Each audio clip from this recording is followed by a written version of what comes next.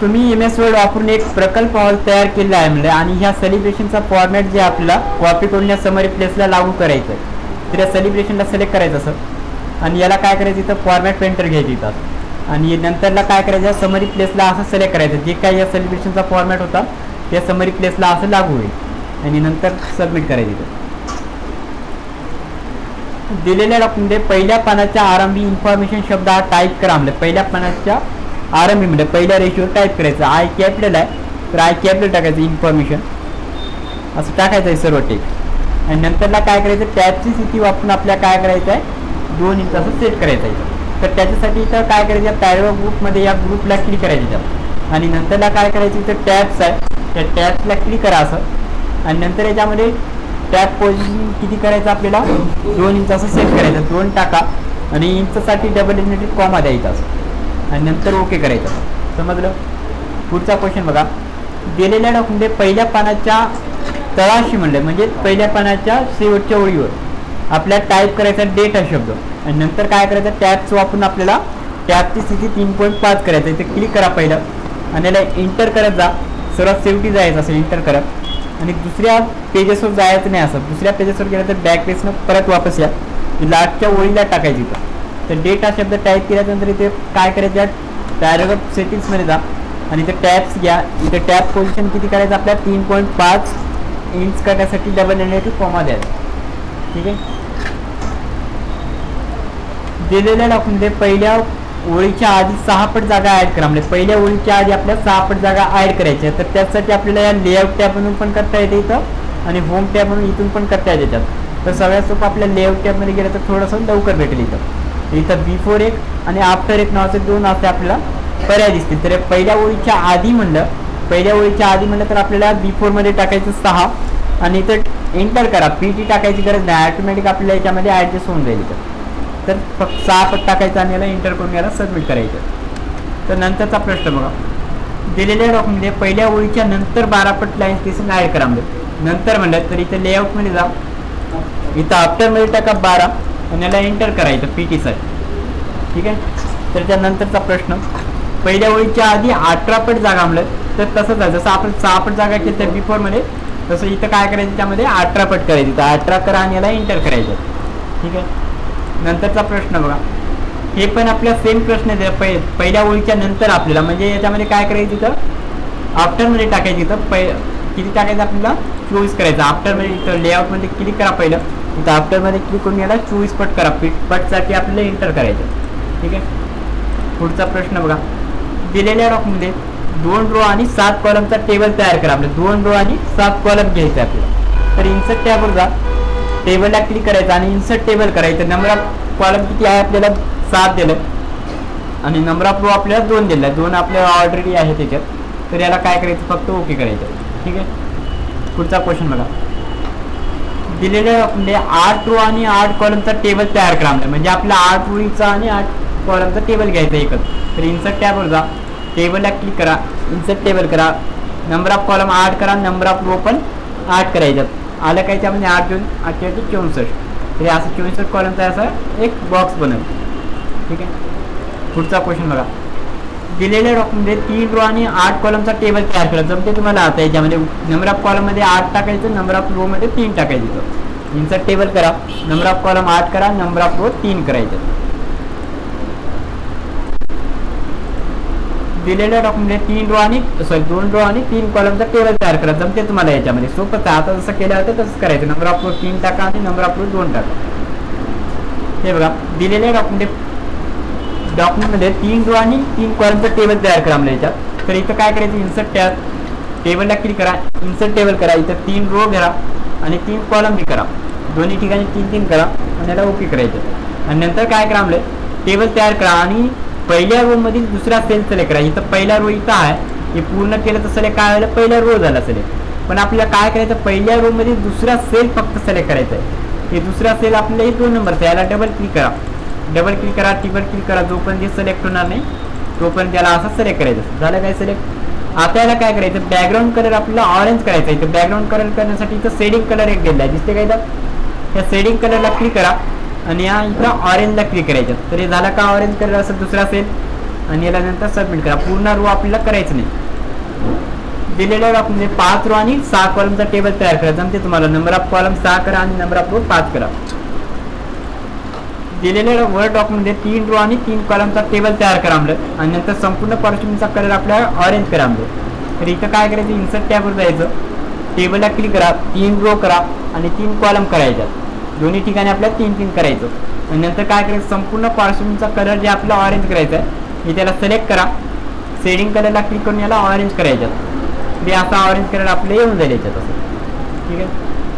दिलेल्या डॉक्युमेंट संपूर्ण टेबल एक काढून टाका. संपूर्ण टेबल आपल्याला काय करायचं आहे, काढून टाकायचं आहे. टेबल म्हणजे आपल्याला डिलीट करायचं आहे. इथे दिसते काय, ते याला सिलेक्ट करायचं प्लसवर आणि नंतर याला लेआउट टॅबवर जा. डिलीट मध्ये जा. डिलीट काय करायचं, टेबल करायचं. तर इथे डिलीट टेबलला क्लिक करायचं. हे पूर्ण टेबल आपल्याला डिलीट होऊन जाईल असं. दिलेल्या डॉक्युमेंट कोणताही एक टेबल काढून टाका. म्हणजे आता जसं आपण टेबल काढलं होतं त्याच पद्धतीने काढायचं. याला सिलेक्ट करायचं पूर्ण आणि लेआउट मध्ये जा, डिलीट मध्ये जा आणि याला डिलीट टेबल करा. हे पूर्ण टेबल डिलीट झाला का आपल्या नंतर सबमिट करायचं.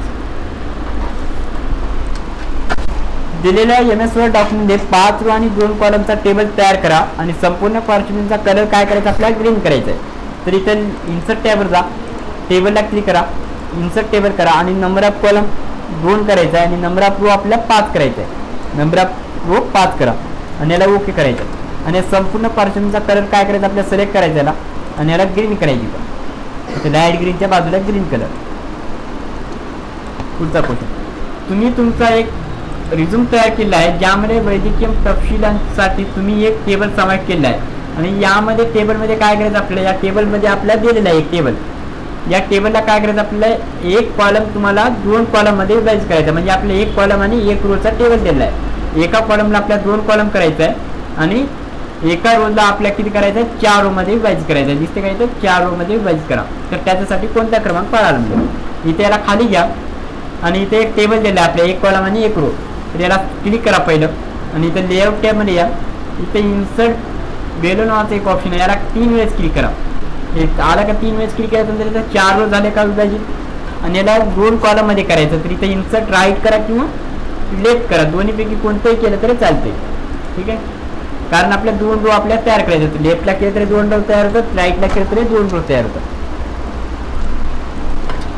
तुम्हाला टेबलच्या पहिल्या ओळीच्या सर्व सेल मर्ज करायचा, म्हणजे सर्व सेल आपल्या पहिल्या ओळीच्या एकत्रित करायचा आहे. म्हणजे बॉर्डर वगैरे काढून टाकायचे पूर्ण आणि याला ब्लँक करायचं त्याला. तरी त्या शेड्यूलला सिलेक्ट करा. असं शेड्यूल सिलेक्ट झाला का असं पूर्णपणे. आता याला काय करायचं, लेआउट टॅबवर जायचं. मर्ज सेल नावाचं एक ऑप्शन आहे, दिसते का इथं मर्ज ग्रुपमध्ये मर्ज सेल नावाचं एक ऑप्शन आहे, याला क्लिक करायचं. तर हे मर्ज झालं का पूर्ण ओळीच्या इथं जे काय बॉर्डर होती याला बॉक्स होता ते पूर्ण आपल्याला निघून जाईल, सर्व एकत्रित मर्ज होईल. ठीक आहे. तुमच्या डॉक्युमेंटमध्ये एक टेबल आहे जे अनेक पानावर पसरलेलं आहे. तुम्हाला प्रत्येक पानावर एकच हेडर रो रिपीट दाखवायचं आहे. म्हणजे आपल्याला हे हेडर जे आहे आपल्याला प्रत्येक पानावर आपल्याला एकच दाखवायचं, म्हणजे हेच दाखवायचं सेम आपल्या दुसऱ्या पेजेसवर. इथं खाली घेतो सुरुवातीला बघा, याच्यामध्ये दिसते का तुम्हाला हेडिंग आलेली नाही याच्यात. तर आपल्याला काय करायचं, हे हेडिंग आपल्याला लागू करायचं आहे. तर या हेडरला सिलेक्ट करा पहिलं आणि नंतर या लेआउटवर जा. इथं रिपीट हेडर रोज नावाचं एक ऑप्शन आहे, याला क्लिक करा. तर आता बघा याच्यामध्ये दुसऱ्या पेजेसवर आधी काय हेडिंग आहे, तर या आपले हेडिंग लागू करण्यासाठी रिपीट हेडर रोजला क्लिक करायचं आणि नंतर याला सबमिट करायचं. ठीक आहे. पुढचा क्वेश्चन बघा, दिलेल्या डॉक्युमेंट टेबलची बॉर्डर काढून टाका. टेबलची बॉर्डर काढण्यासाठी आपल्याला काय करायची, तर टेबलला सिलेक्ट करायचं पूर्ण आणि नंतर या बॉर्डरला क्लिक करा आणि याला काय करायचं, नो बॉर्डर करायचं. म्हणजे आपल्या टेबलची बॉर्डर पूर्ण निघून जाईल. दिलेल्या डॉक्युमेंट शेवटच्या रो नंतर 2 रिकाम्या ओळी इन्सर्ट करा. शेवटच्या रो नंतर काय करायचं, आपल्याला 2 रिकाम्या ओळी सोडायचं. आपल्याला इथे दिसते काय प्लस, याच्यावर क्लिक करायचं 2 वेळेस. तर इथं आपल्या 2 ब्लँक ओळी आपल्याला अशा दिसतील याच्यामध्ये. दिलेल्या डॉक्युमेंट टाइम आणि प्रोग्राम या कॉलम मध्ये एक रिकामा कॉलम सोडा. आपल्याला टाइम आणि प्रोग्राम दिसते काय, टाइम आणि प्रोग्राम या दोन्हीच्या मध्ये एक प्लस येईल, या प्लसवर क्लिक करा. तर आलं का दोन्हीच्या ओळींमध्ये रिकामा कॉलम एक आणि याला सबमिट करा. नंतर ड्रॉ टेबल पर्यायाचा वापर करून 1 रो आणि 2 कॉलम असलेला टेबल तयार करा. तर इन्सर्ट टॅबवर जा, टेबलला क्लिक करायचं, ड्रॉ टेबल घ्या, याला ड्रॉ करा. असं 1 कॉलम आणि 1 रो झाला. पण आपल्याला किती कॉलम मध्ये करायचं, 2 रो आणि 1 कॉलम. रो किती करायचं, आपल्याला एकच करायचं. कॉलम करण्यासाठी उभी एक लाईन तयार करा. असं 2 कॉलम मध्ये विभाजित होऊन जाईल. असं समजलं. पुढचा प्रश्न बघा, दिलेल्या डॉक्युमेंटमध्ये कोणताही एक टेबल कॉलम काढून टाका. म्हणजे याच्यामध्ये टेबल काढायला का पूर्ण नाही तर टेबल कॉलम दिलंय, तर या ॲड्रेसला सिलेक्ट करा, लेआउटमध्ये जा, डिलीटमध्ये जा आणि याला डिलीट काय करायचं, टेबल कॉलम म्हणले तरी त्याला डिलीट कॉलम करा. म्हणजे डिलीट कॉलम केल्यानंतर पूर्ण कॉलम गेला का डिलीट होऊन असा, आणि याला सबमिट करायचं. दिलेल्या डॉक्युमेंट शेवटच्या रोज नंतर 2 रिकाम्या ओळी इन्सर्ट करा. शेवटच्या रोज नंतर काय करायचं, आपल्याला 2 रिकाम्या ओळी करायचं. आता जसं आपण मागचा प्रश्न केला होता त्याच पद्धतीने करायचं. सर्वात शेवटी या इथं आणि याला काय करायचं, तर प्लसवर क्लिक करा 2 वेळेस, तर इथं 2 रिकाम्या ओळी आल्या का अशा, याला सबमिट करा असं. पुढचा प्रश्न, दिलेल्या डॉक्युमेंट एज आणि लोकॅलिटी कॉलमच्या मध्ये एक रिकामा कॉलम इन्सर्ट करा. म्हणजे या दोन्हीच्या मध्ये आपल्याला रिकामा कॉलम द्यायचा आहे. तर प्लस दिसते काय, प्लसवर क्लिक करायचं इथं.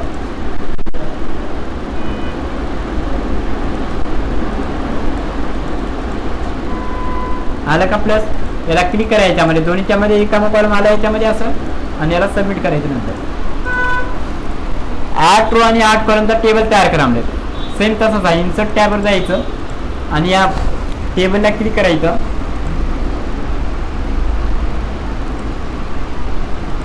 याला काय करायचं, इन्सर्ट टेबल करा, नंबर ऑफ कॉलम ऍड करा आणि नंबर ऑफ रो पण आपल्याला ऍड करायचं, ऍड करा आणि याला इंटर करायचं. ठीक आहे. पुढचा प्रश्न बघा, दिलेल्या डॉक्युमेंट टेबलच्या शेवटच्या ओळीनंतर आपल्याला 3 रो रिकाम्या ओळी आपल्याला इन्सर्ट करायचं आहे. सर्वात शेवटी या इथे नावाच्या पुढे क्लिक करा. पहिलं लेआउटवर जा, इथे इन्सर्ट लेआउटला क्लिक करा 3 वेळेस. इथे किती वेळेस झाले, 2 झाल्या आणि 3. इथे 1 रिकामी ओळ आली आणि इथं 2 आल्या. म्हणजे टोटल आपल्याला किती करायचं आहे, 3 करायचं. 3 अशा ओळी रिकाम्या करायच्या.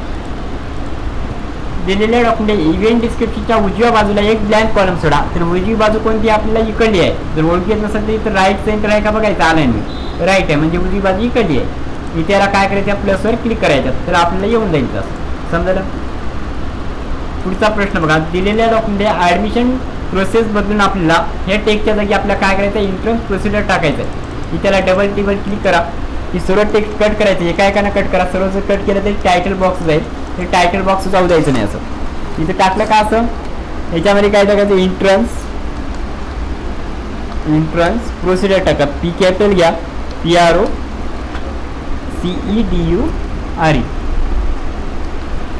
आलं का असं प्रोसिजर. याला हेडर फुटर क्लोज करायचं. इथं सर्व टेक्स्ट बरोबर आहे का बघून घ्यायचं आणि नंतर त्याला सबमिट करायचं. समजलं.